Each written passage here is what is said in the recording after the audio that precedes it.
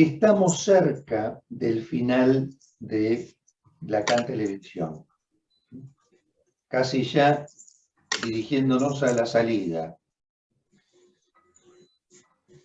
Y seguramente es un momento, antes de salir, en el que podemos darnos vuelta y mirar hacia lo que hemos recorrido.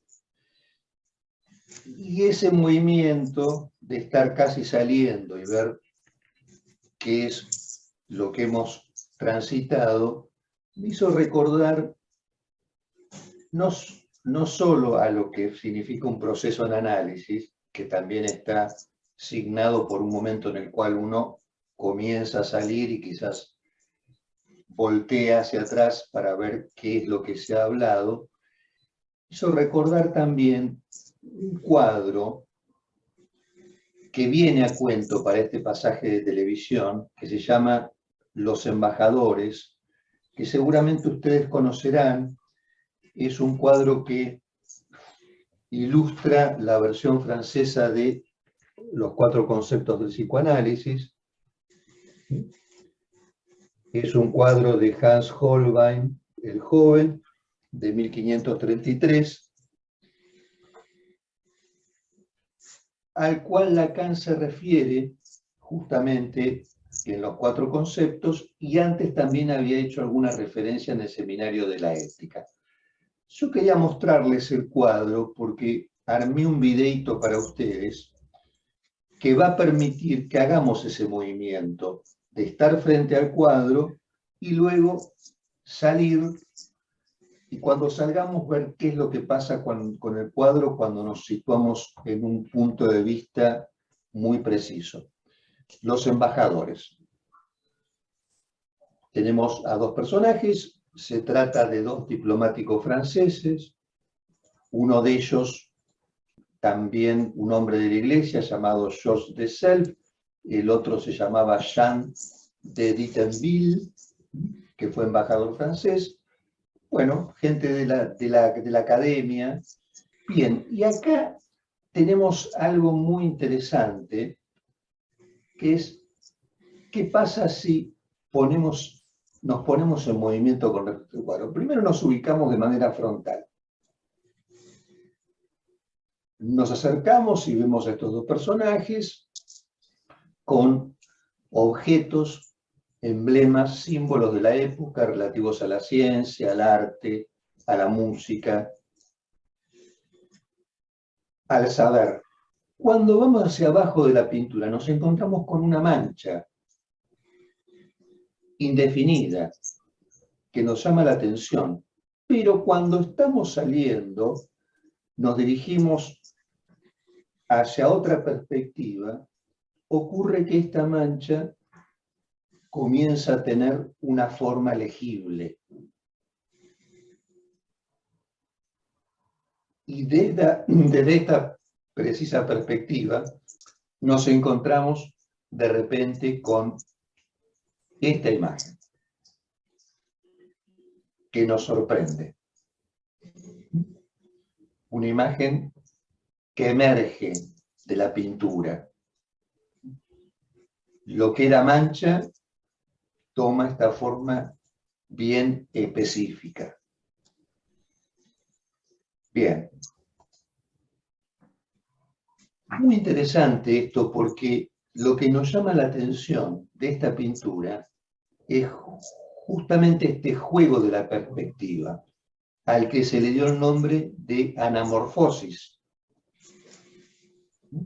que es una técnica que se comenzó a usar justamente en el siglo XVI, y que consiste en deformar una imagen de tal manera que cuando uno toma cierto punto de vista, esa imagen se yergue. En el caso la calavera, en anamorfosis, incluso se podría comparar con una erección. Y no lo digo de manera caprichosa porque Lacan mismo llega a decir que imaginen ustedes un tatuaje sobre un pene en detumescencia, y qué es lo que pasaría con ese tatuaje si ese pene entra en tumescencia. Algo ocurriría con la imagen, tomaría otro volumen de acuerdo a esa tumescencia, pero sin perder esa imagen ciertas propiedades, ciertas características que no advertíamos cuando era mancha, pero sin embargo la estiramos y aparece esta otra imagen. Algo que trae vocación al respecto a lo que Lacan trabajó sobre la topología también, ¿no? Porque justamente se trata de objetos que se pueden estirar, deformar, y sin corte encontramos que hay ciertas invariantes que se mantienen a pesar de ciertas transformaciones. Eso es la topología. Bien, acá estamos en la, digamos, en este capítulo de la geometría, que es el de la perspectiva. El de la topología es un tercer capítulo de la geometría. Primero está la geometría métrica, luego la geometría proyectiva, y el tercer capítulo es la topología. Bueno, en el momento de tumescencia nos encontramos con la mancha al pie de la pintura, algo que nos llama la atención, pero no sabemos bien de qué se trata. En ese momento en el cual entramos en cierta perspectiva, el cráneo aparece. Y podría decirse que esa emergencia del cráneo, que de alguna manera nos obliga a pensar en qué pasó ahí y quién estaba mirando, se parece a una operación pulsátil, una articulación, algo que emerge. Y justamente por la época en la cual esta técnica comienza a aplicarse, nos hace pensar en el sujeto moderno. Y se podría decir que acá en este cuadro se hace visible una desaparición. Se hace visible este sujeto que emerge, efecto de una emergencia, producto de una articulación. Al estilo de lo que Descartes, para la época justamente, presenta como esa elección forzada. Fíjense qué interesante, porque en esa elección forzada que plantea Descartes, pienso, luego existo, depende dónde nos ubiquemos, y la otra instancia de esa operatoria va a quedar eclipsada. Si estoy en el yo pienso, aún no he advenido a la existencia. Si estoy en la existencia, ya el lugar del yo pienso está perdido. Bueno, ahí es donde podríamos decir que el psicoanálisis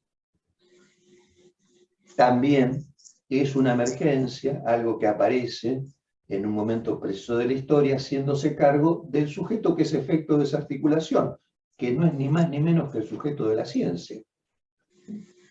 Cuando Freud, tal como hemos dicho aquí, decide ser dócil con la histérica, no hace más que ocuparse de esos síntomas que retornan desde lo real a interpelar ese saber de la ciencia que había justamente excluido la singularidad. Un saber de la ciencia cuyo programa sabemos bien que se pretende hegemónico.